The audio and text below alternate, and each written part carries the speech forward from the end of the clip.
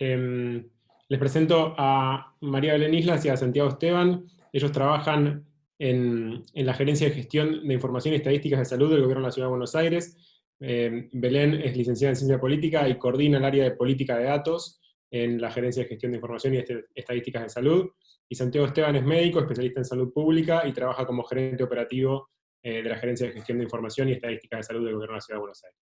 Ellos nos van a presentar esta exposición de 10 consejos para la gestión de información en salud. Gracias por estar hoy acá, Belén y Santiago. Hola, bueno, buenas tardes a todos y a todas. Gracias por estar acá con nosotros hoy. Y bueno, gracias, obviamente, Fernando, Sonia, que nos invitaron. Un poco lo que hicimos hoy fue compartirles en modo de presentación algo que escribimos para el BID hace unos meses, y tenía este formato así, ¿no? De 10 consejos o 10 notas sobre gestión de información en salud, y están muy orientado principalmente a la experiencia que nosotros hemos tenido hasta el momento de incorporarnos a un lugar que tenía una gestión de información tal vez muy clásica, ¿no? De un área estadística así, donde muchos de los procesos eran manuales y la información era muy estática respecto del proceso de toma de decisiones, donde los datos se recolectaban siempre los mismos todos los años, y nosotros propusimos, acompañando el proceso de implementación que hubo de diferentes sistemas de información, como la historia clínica electrónica y otros más, bueno, una gestión un poquito más flexible y con una cercanía con los datos que permitiera que las decisiones y los indicadores fueran más flexibles, que la información se representara de forma más adecuada según las necesidades. Y entonces un poco las conclusiones de lo que fuimos aprendiendo este tiempo, queríamos compartirlas con ustedes hoy acá. Así que bueno, Belén nos va a compartir la pantalla, ella va a hacer la presentación donde nos va a ir guiando por estos 10 pasos, y 10 pasos, son 10 consejos en general, no tienen un orden en particular. Y bueno, estamos súper abiertos a las preguntas que tengan. Fíjense, para nosotros esto es toda experiencia, así que es todo para construir lo que quieran comentar, de experiencias que hayan tenido ustedes o contrastes que hayan visto con experiencias propias. Así que bueno, ya la dejo a Belén y seguimos acá conectados para las preguntas o cualquier otra cosa. Muchas gracias.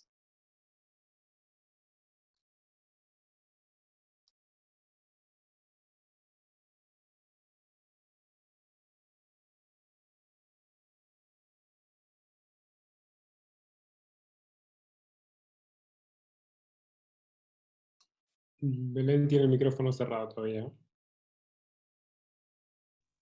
¿Ahí estamos? Ahora sí. Ahí está, perdón, bueno, buenas tardes a todos y a todas. Decía que como hacía la introducción Santiago, la idea era un poco compartir la experiencia que nosotros tenemos como área en la Gerencia de Gestión de Información y Estadísticas en el Ministerio de Salud de Cava, pero también con la intención de que pueda ser trasladable a la experiencia de distintas personas en distintos roles, que pueda ser algo un poco más universalizable y que se puedan tomar distintos elementos que hablen más del rol de consumidores, de productores de información, y quizás esto está más estructurado para equipos que están en un nivel institucional, organizado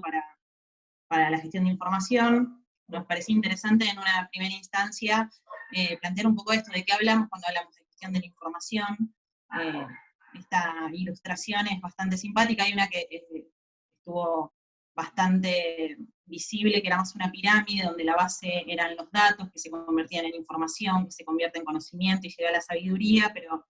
nos parecía interesante también cuestionar un poco eso para que no esté esta estructura jerárquica y poder hacer visible más un proceso dinámico, con ciertas particularidades, en el que, por ejemplo, en este podemos ver cómo los datos se constituyen como estas representaciones simbólicas de algunas entidades, y que de este modo, aislados y sin el color, representa un poco que carecen de ese sentido, de ese valor agregado, ese valor semántico, porque no tienen impacto y no están orientados a la acción. Después, a partir de ser procesados adecuadamente, pudiendo agruparlos o asociarlos en determinados contextos específicos, van transformándose en esa información significativa, donde a partir de la interpretación que se le puede dar, se construye conocimiento que asiste y fortalece la toma de decisiones, esta cuestión de la toma de decisiones basada en los datos o basada en la evidencia. Quizás a veces nos es más cercano este tema de el dato, la información, la toma de decisiones como entidades o bloques aislados, pero nos parecía interesante ver cómo era este proceso y esta interrelación. Ahí podemos ver también el tema de los insights o ciertos emergentes o las cosas que podemos detectar como interesantes para empezar a relacionar, a hacer análisis, y esta construcción de la sabiduría, digamos, y bueno, lo último, el de las teorías conspirativas, que bueno, en este caso por lo menos tiene la diferencia de unir algunos puntos, pero estaba simpática la representación. En lo que es el caso de nuestra área, tenemos bueno, este objetivo de la asistencia y el fortalecimiento a la toma de decisiones, basadas en el uso de esta información de calidad, generando los circuitos de inteligencia sanitaria, promoviendo la gestión de la salud de una manera crítica e informada, caracterizando un poco nuestro grupo de trabajo. Está actualmente integrado por unas 15 personas, donde las formaciones de base son bastante diversas. Venimos de áreas de medicina, de sociología, de antropología, comunicación, biología, especialistas en epidemiología, en otras disciplinas. Esto es como una antesala de algo que después vamos a profundizar un poco más en cuanto a ciertas recomendaciones o una experiencia positiva en nuestro caso con el tema de la diversidad de disciplinas, pero que también aleja un poco a ciertos imaginarios alrededor de la gestión de información como ese núcleo duro de la información, como algo quizás alejado de ciertas dimensiones atravesadas por lo social, o por un montón de otras variables que enriquecen todo el ciclo de vida de la comunicación, o quizás de una cuestión vinculada a una experticia más técnica, pero que justamente uno de los desafíos y de lo rico y de lo interesante del trabajo con la gestión de información y todo su ciclo de vida está bastante alimentado por esta cuestión de las distintas perspectivas. Si pasamos a hablar de algunas características de la gestión de la información en la actualidad, una de las cosas que podemos mencionar va en línea con el formato, el volumen, la disponibilidad. Podemos tomar como punto de inflexión la transición de formato, de lo que es papel al formato electrónico, fundamentalmente usando el ejemplo quizás de una de las fuentes de datos, como son las historias clínicas, digamos, cada médico quizás teniendo su ficha o su papel, o la cuestión de descentralizada o fragmentada de esa información, y un crecimiento exponencial en la disponibilidad del volumen de esos datos, que requiere obviamente nuevas estrategias y nuevas actitudes para poder abordarlo. Obviamente esta transición es una transición, no es un punto de inflexión en el sentido de que una estructura nueva viene a reemplazar una anterior de un día para el otro. Por supuesto en esa transición coexisten esos formatos, se mantienen vigentes los modos de vincularse con esa información que venían manteniendo distintos usuarios, o los distintos actores que intervienen en ese proceso. Entonces nos parecía interesante también la recomendación como de tener en cuenta que esa necesidad y esa demanda y ese vínculo con la información por parte de los usuarios no hace un stop en la transición mientras maduran los sistemas de información, sino que se mantiene vigente, dinámica. Entonces los desafíos vienen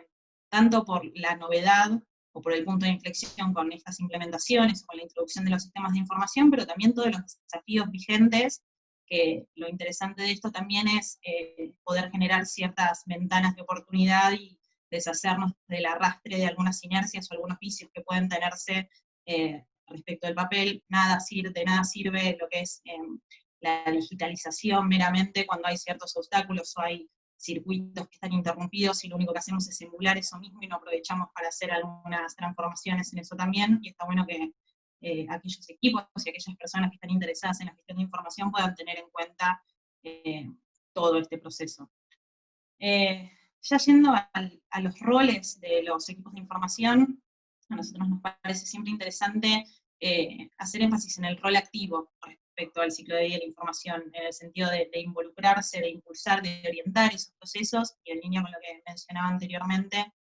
poder generar esta ventana de oportunidad para revisar el modo en el que nos vinculamos con esa información.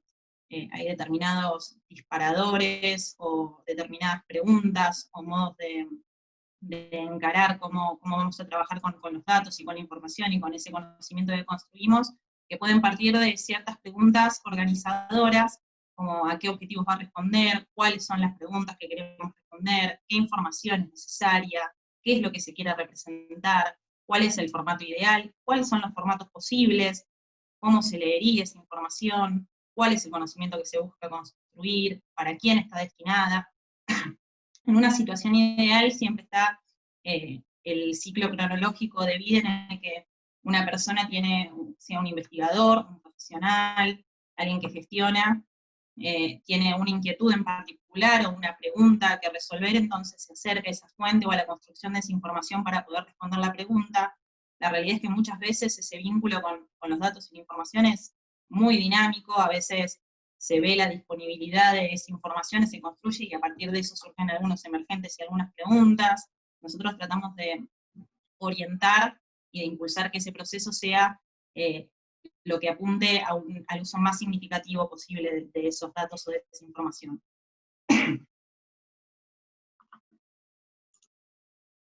Ahora, si nos metemos más en esta organización o en esta estructura de los 10 consejos para la gestión de la información en salud, lo primero que ya habíamos mencionado un poco antes era la conformación de equipos con diversas miradas. Hay como determinadas caracterizaciones para estos grupos donde intervienen varias disciplinas, que por un lado están los multidisciplinarios, que quizás literalmente es esto, múltiples disciplinas en las que cada integrante del equipo aporta desde su experticia, o desde su campo temático o conocimiento en particular, para después hablar de un interdisciplinario donde empiezan a interactuar y a comunicarse un poco esas miradas, pero se conserva la especificidad de cada aporte de cada integrante del equipo, y los equipos transdisciplinarios, que acá se trasciende, digamos, esa especificidad y se configura una nueva disciplina. Ya no hablamos de individualidades que interactúan o que cada uno hace su aporte desde su área de experticia, sino que hay una integración, una fusión, una combinación de miradas. Y usábamos un poco el ejemplo de la ciencia de datos, donde se requieren estas capacidades de conocimiento temático, de computación, de ingeniería, una parte técnica, de capacidades en estadística. Lo importante o lo más rico de esto es el tema de que complementar estas visiones y esos conocimientos, fundamentalmente en el ámbito de la salud, con todas sus complejidades y sus desafíos, demanda este abanico más bien amplio de aptitudes y disciplinas, y que todos esos aportes, no entendidos como pedacitos fragmentados que van formando una nueva visión, sino la posibilidad de comunicación, de enriquecimiento y de interacción, es algo fundamental al momento de pensar en conformar un equipo que se dedique a la gestión de datos. Después, por otro lado, otro de los consejos o de los puntos que nos parecen bastante interesantes es el tema de involucrarse en todas las instancias del ciclo de vida de la información. A veces el tema de la gestión de información, nuestro imaginario alrededor de los datos, está más vinculado o se suele asociar una cuestión más de el gráfico o el resultado o una cuestión meramente analítica o técnica, pero siempre nos parece muy importante hacer la recomendación y en nuestro propio aprendizaje de entender y conocer qué hay detrás de esas bases de datos, de esas tablas, poniendo el ejemplo del relevamiento de ciertos procesos para entender esos datos que luego se extraen y se procesan, de dónde vienen, quién es que los vuelca, cómo funciona el establecimiento sanitario, el efector o el lugar donde se vuelcan esos datos, en qué condiciones se da esa atención, quiénes intervienen, particularmente en el ámbito de la salud y quizás en nuestro caso en el subsistema público, a veces son muy adversas ciertas condiciones en las que se hace el registro de esa información y de repente uno puede hacer el cuestionamiento de calidad de datos, pero si no está todo ese background o esa inquietud por conocer y contextualizar esas cosas, no es recomendable tomarse como una instancia aislada o independiente de todo eso, sino que permite justamente hacer un mejor procesamiento, una mejor extracción, un mejor análisis de esos datos.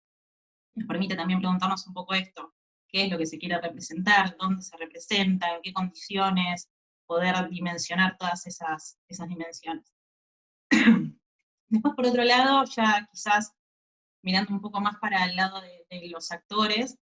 este tema de no dar por sentado que esas necesidades de información o el conocimiento de cómo vincularse con esa información son homogéneas. Hay una multiplicidad de usuarios con características muy distintas, con trayectorias muy distintas, con distintos niveles de conocimiento, no solamente a nivel técnico, sino también de cómo vincularse con los datos, con el software, con un montón de elementos que hacen después a ese vínculo con la información, y ese dominio de herramientas con las que tratarlas. Es decir, es quizás uno de los puntos que representa mejor el desafío de poder ir aportando y construyendo un equilibrio entre la estandarización o la creación de ciertos acuerdos y consensos alrededor de cómo vincularse con los datos y en qué formatos trabajarlos, pero también, volviendo un poco a esa transición de formato y esos desafíos de las particularidades, poder tener en cuenta también cuáles son los pasos a seguir y qué posibilidad de ser más plásticos o adaptarnos en las estrategias para que no sea una cuestión disruptiva que mal predisponga o que genere algún tipo de repercusión negativa, sino que sea un acompañamiento a la construcción de este nuevo vínculo con la información.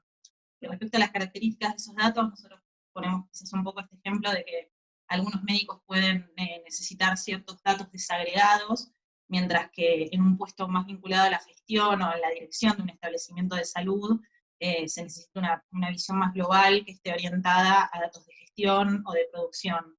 A veces hay como un pantallazo general, 3 grandes dimensiones de las solicitudes de información o del vínculo con los datos que se vinculan a la toma de decisiones en la gestión, en la investigación y también la clínica, si lo hacemos exclusivamente en el ámbito de salud. Entonces también están en juego esas particularidades y las características de esos reportes o de esas piezas de información que se generen. Después, por otro lado, como una cuarta recomendación, o para compartir nuestra experiencia, nos parece que eliminar los fantasmas alrededor del uso de la información y humanizar los procesos es algo fundamental. Nosotros estamos en un momento en el que podemos escuchar particularmente mucho el tema de la sociedad de la información y del conocimiento y del valor de lo intangible, y todo el entusiasmo que puede haber a partir de eso, pero a la vez todos los temores y todo lo desconocido que representa eso. Entonces, este mundo digital, digamos, si no se tiene en cuenta la interacción entre usuarios, servicios, recursos, quién está detrás de eso, puede ser el peor de los obstáculos y lo termina constituyendo uno mismo como equipo o como persona que esté involucrada en ese proceso. Seguro hay estrategias a nivel técnico de transparencia y otras cosas que después vamos a abordar, pero esto quizás va más a lo cotidiano y al tema del contacto con el usuario. A veces algo tan simple como asociar a una cara a quien está trabajando con la gestión de esa información y esa transparencia en los circuitos, y saber quiénes son las personas que están trabajando, los equipos que están trabajando en eso, mejora notablemente la predisposición, porque si no se pueden generar imaginarios bastante oscuros con el tema de los datos y de la información, y a dónde van, y cómo se trabajan esas bases, y quién lo está viendo, y cuáles son las condiciones en las que se trabaja, y vinculándolo un poco con lo que veníamos mencionando antes, contribuye un poco a este objetivo de no ser un núcleo aislado o un último eslabón en la cadena de vida de la información, donde se procesa o se disponibiliza, o es solamente una cuestión más técnica, sino esta participación activa en todos los momentos, y teniendo ese contacto y esa capacidad de tener una comunicación fluida con todas las personas que intervienen. Esto nos parece algo bastante fundamental, porque además es el experimentarlo, o el ver o crear espacios de encuentro en los que esas personas que solicitan o necesitan información, o mismo la generan, ven quién está trabajando con esos datos, lo mejoran notablemente el flujo de trabajo y la comunicación. Después, por otro lado, como un quinto consejo, va por este lado de mantener un contacto fluido con los actores y con las áreas que intervienen y necesitan esa información. Refuerza un poco lo que mencionaba anteriormente, el tema de la importancia del diálogo, de la capacidad de comprender este vínculo entre los usuarios y los datos, con esas particularidades de la transición, de sus capacidades técnicas, de las herramientas a las que están acostumbrados a usar y la predisposición para adquirir nuevos conocimientos. El rol de los equipos que trabajan con gestión de la información también está en este acompañamiento y en la posibilidad de brindar esas herramientas y ese soporte para que el trabajo con los datos sea de una manera amigable y de una manera significativa, y bueno, el generar estos espacios y las estrategias acordes a las dinámicas y las características de trabajo de esas personas. Esto es algo que puede parecer obvio, pero que a veces en el cotidiano del trabajo específico con ciertos datos, o en cualquier otro ámbito, uno al estar acostumbrado a trabajar con eso, se puede dar por sentado, se puede empezar a pasar una dinámica en la que cosas que nos pueden parecer obvias o que nos atraviesan en el día a día, quien está enfrente no tiene por qué saberlas o tenerlas en cuenta, o tener la misma formación o predisposición. Entonces, en cuanto a lo actitudinal también, no solamente desde una cuestión performativa, sino como un aprendizaje personal y a nivel de equipo, nosotros siempre hacemos como esta mención a que la actitud de los equipos que gestionan la información no tiene que ser una cuestión fría o lejana o ajena o que desestima al usuario o que se muestre inaccesible o inalcanzable o que esté este núcleo por afuera.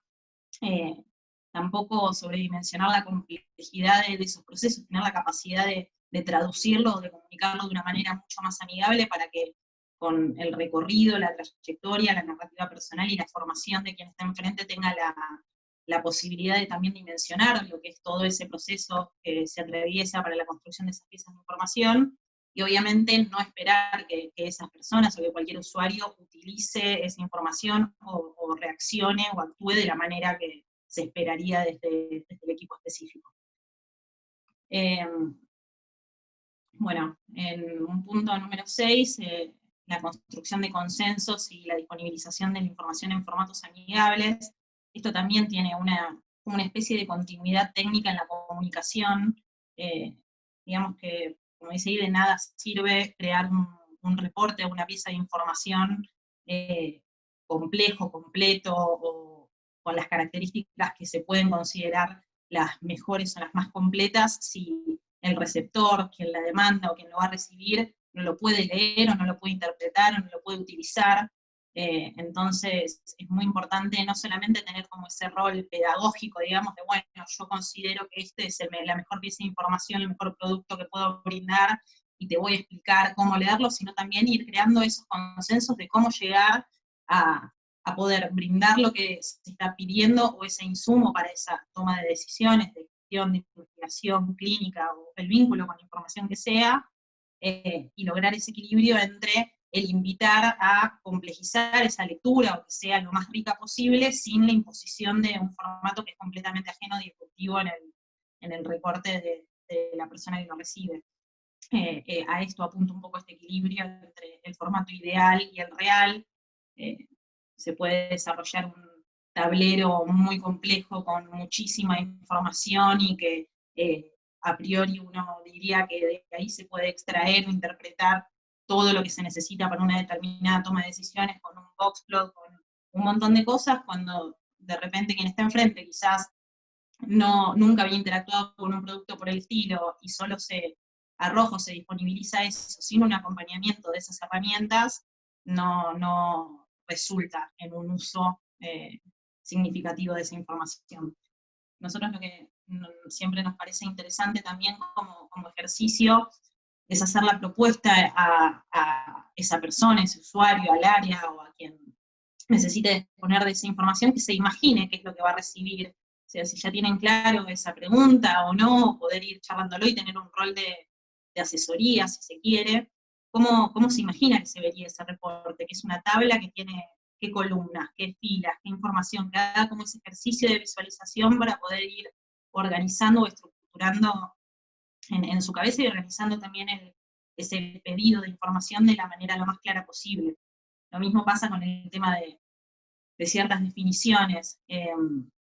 hasta los constructos más conceptuales, si se quiere, no todos pueden entender lo mismo quizás por niñez o adolescencia, siempre ser lo más claros posible, como si se lo estuviesen explicando a alguien que no tiene la menor idea del tema, más allá de que podamos tener esta ida y vuelta o esta asesoría, decir, bueno, niño es de tal edad a tal edad, esta definición responde a esta caracterización, entonces poder haciendo ese ejercicio de visualizar y de imaginar cómo va a ser esa pieza de información. Después, en un consejo o una experiencia número 7, el tema de simplificar los procedimientos y de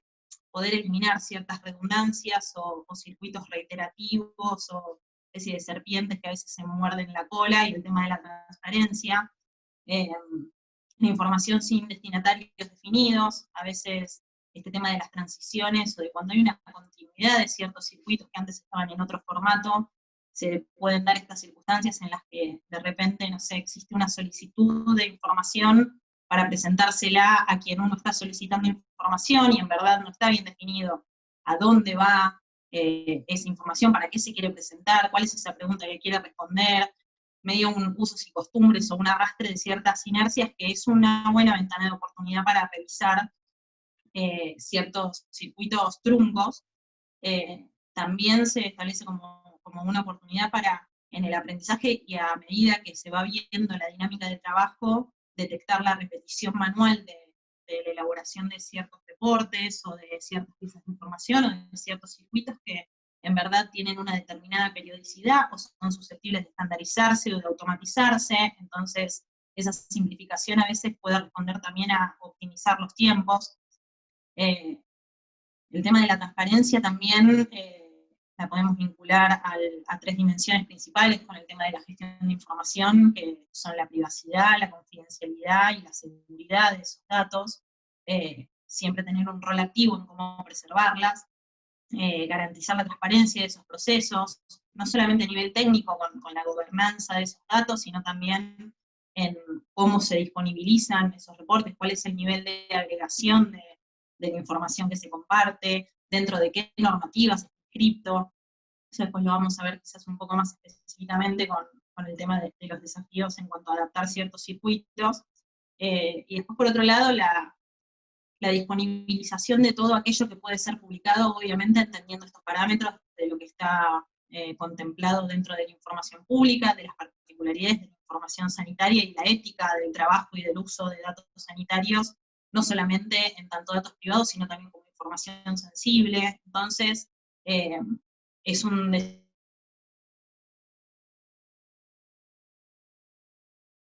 ético, donde es de permanente actualización y de discusiones que están muy vigentes y que son muy interesantes y muy desafiantes. Este punto, el número 8, profundiza quizás un poco más justamente en esto, en la parte normativa, conocer activamente la definición de las normativas que regulan los circuitos de información. Está este dato de que en 2015, según el Observatorio Global de e-Salud de la OMS, solamente 21 de los 125 Estados miembros declararon tener una política o estrategia que regule el uso de los grandes volúmenes de datos. Sí había planificaciones de implementación, de informatización, de implementación de historias clínicas electrónicas, de uso de bases de datos, pero en cuanto a las estrategias de ese volumen y el uso de ese volumen, eran muy pocos los que estaban profundizando en eso. Entonces, mismo al momento de tomar como referencia ciertos modelos o casos internacionales, o mismo al momento de planificar o sentarse a ver las particularidades de nuestro sistema de salud o de nuestros efectores sanitarios, hay ciertos vacíos, cierta incertidumbre vinculado a lo normativo que demanda que los equipos que gestionan la información estén activamente involucrados en eso, no solamente en un rol de cumplir con una ley o con una disposición jurisdiccional o nacional, sino también en la participación activa, porque hay cosas que todavía no han sido exploradas o no han sido escritas, o que esas personas que integran esos equipos o que están interesadas en el cuidado, digamos, en la gestión de esa información, puedan intervenir en cómo se va configurando ese entramado alrededor de la normativa que regula todos los datos vinculados a la salud y a los sistemas de información en salud. Después, internamente, a los equipos que trabajan en gestión de información, o mismo a nivel personal, quien se vincula de alguna manera trabajando con información, el tema de las capacitaciones y de la formación continua es algo esencial, que también es un desafío quizás a nivel más organizativo, poder encontrar este equilibrio, esta organización entre los tiempos que demanda el trabajo activo en la gestión de esa información, o en la extracción, el procesamiento, el análisis, la disponibilización de esas ideas, y también poder mantener un ciclo de mejoras continuas a nivel equipo y a nivel personal en cuanto a lo formativo en este ámbito. Estas aptitudes y estas habilidades que demanda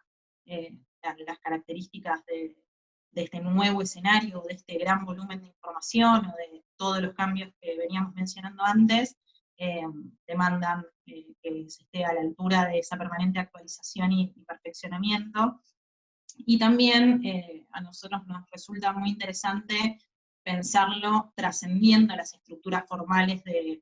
las instancias formativas como un taller, una beca o un curso, o la institucionalización de ese conocimiento, sino también tomar la formación o la capacitación continua asociada también a espacios de diálogo y espacios de encuentro entre el equipo, reforzando un poco lo que mencionábamos antes de las narrativas personales o la experticia de cada uno, o del trabajo que se desarrolla, el poder compartirlo en esos espacios de diálogo y de actualización de proyectos, del seguimiento de las tareas, de comunicación en su sentido más literal, es muy enriquecedor. Y por último, como un punto número 10, el establecimiento de canales y de procesos de comunicación claros y fluidos con los usuarios que solicitan información. Más allá de la propuesta del Consejo de tener una comunicación transparente, fluida, clara, en lo que a gestión de la información respecta, los procesos y los procedimientos en los que se enmarca esa comunicación son fundamentales, en tanto permiten que haya una trazabilidad de ciertos pedidos de información o de contacto con ciertos actores o con ciertas áreas, así como hay una necesidad de formalizar ciertas normativas, también hay una necesidad de formalizar y oficializar esos circuitos, que mejoran el desarrollo de trabajo. Porque si no están claros o no se crean esos consensos de cómo va a ser esa comunicación, se puede desvirtuar, no está la posibilidad de hacer el seguimiento que esté a la altura de esas normativas que enmarcan la seguridad, la privacidad, la confidencialidad de esos datos, desorganiza a nivel equipo, siempre es ideal que esté enmarcado en una formalización que permita tener por lo menos definido un canal de contacto o un canal de entrada y de comunicación de pedidos en particular, o de esas interacciones puntuales, y también del envío que garantice todas estas medidas y estas características que mencionábamos un poco antes. Más o menos en estos 10 puntos que recorrimos, que un poco tocan en algunos casos al vínculo con los actores que trabajan con la información, a los equipos de gestión de información en sí mismos, dimensiones quizás más actitudinales, dimensiones quizás más organizativas, nos parecía interesante como que condensaban bastante lo que es la experiencia del trabajo con la gestión de información, y esta invitación un poco para cerrar, de que poder tomarnos un momento para pensar en estos puntos, pensar en estos interrogantes, en cómo son esos pasos del ciclo de vida de esa información, cada vez que hablamos o escuchamos de la toma de decisiones basada en esa información o en evidencia, la podamos empezar a pensar, o la pensemos como un objetivo que se construye, un camino que se construye, y no como un resultado indefectible de una serie de pasos a seguir de esta conversión del dato, información a conocimiento, sino de cómo intervenimos en ese proceso, de qué significados lo dotamos, de qué es lo que estamos mirando, cuál es nuestro marco lógico, cómo es la comunicación, qué estamos entendiendo y qué estamos construyendo con esos datos, en la que consideramos que las áreas de información tienen y van a tener un rol fundamental, y también es un desafío a nivel personal de cómo cada uno de nosotros nos vinculamos con la información en general. Un poco eso.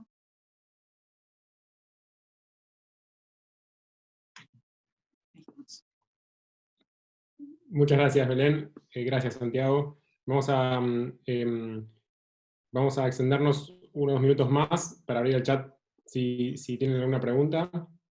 Y enseguida estamos con Ignacio Puig Moreno y Fernando Márquez para la charla de cierre de este track de ciencia de datos.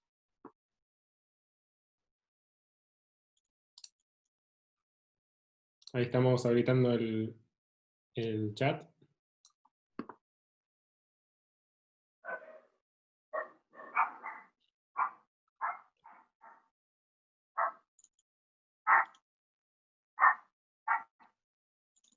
Acá tengo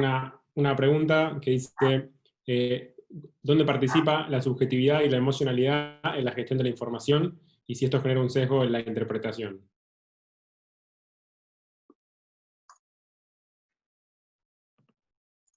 Y creo que, a ver, son igual una opinión de nuestra experiencia, es que participa en todo el proceso, digamos. Es imposible ver, y es fundamental, además una de las cosas que nombraba Belén, es justamente ver como mucha de la información que consideramos a veces como objetiva, claramente no lo es, y verla ya desde así, desde el principio, me parece que resuelve muchos problemas y evita ciertas asperezas, digamos, entre personas que ya de por sí, por los lugares que le tocan ocupar en la organización, van a ver los datos e interpretarlos de forma diferente. Entonces, arrancar sabiendo que esto pasa todo el tiempo y que no hay una única interpretación posible, me parece que uno ya como equipo que gestiona información, que interactúa en forma transversal con montones de personas interesadas en los datos que uno provee, ya a uno le pone en un lugar un poquito más cómodo para manejarse con todas estas expectativas diferentes y personas con criterios distintos de cómo hacer las interpretaciones. Así, en resumen, yo diría que participan totalmente en todos lados, como en cualquier actividad, otra actividad humana, y es medio, a veces me parece un intento de controlar la incertidumbre, tratar de pensar de que no, de que hay alguna forma objetiva de interpretar todo, pero, pero realmente creo que lo mejor es incorporarlo y saber que es parte del proceso y ya como poder despojarse de alguna manera del intento de que no sea parte del proceso y que eso sea algo frío y objetivo que todos vamos a poder reinterpretar siempre de la misma manera. Bien, y hacemos una pregunta más que dice, ¿las herramientas de gestión de información deberían ser con software libre o con software privativo? Dice, ¿cuáles serían las ventajas y desventajas de cada uno? Bueno, digamos, me parece para mí por un lado, esto puede tener un enfoque, si se quiere, filosófico, si se quiere, ¿sí? Y desde la gestión pública que corresponde en términos de hacer sustentable y compartir a su vez la información y las herramientas de información con el público, ¿sí? Eso puede verse como desde ese punto de vista, o puede verse también desde el punto de vista totalmente pragmático de cómo obtener los mejores resultados. Y nosotros nos hemos encontrado que hay para muchas cosas en las que si no hubiésemos tenido capacidad de desarrollo propio, nos hubiésemos encontrado con muchas limitaciones. Pero por otro lado también hay cosas en las que tal vez no tiene sentido reinventar la rueda y si la administración tiene los recursos y decide disponibilizarlos para que uno pueda contratar un software propietario, tal vez uno se ahorra meses, años de vagueo y de desarrollo y recontradesarrollo para algo que ya está resuelto y con una licencia tal vez que desde el punto de vista de que es pagable, sustentable en el tiempo para el equipo, ya está, digamos, y se resuelve. Entonces, creo que hay que, al menos nosotros tenemos que mirarlo de esos dos lugares. Hay cosas para las cuales sentimos que tenemos que hacer un desarrollo y ese desarrollo tiene que estar disponible, y otras cosas para las cuales creemos que es mejor apoyarnos en cosas que ya están hechas y no estar, digamos, perdiendo tiempo y energía con cosas que hay gente que ya las desarrolló y son conseguibles, digamos, para la administración pública.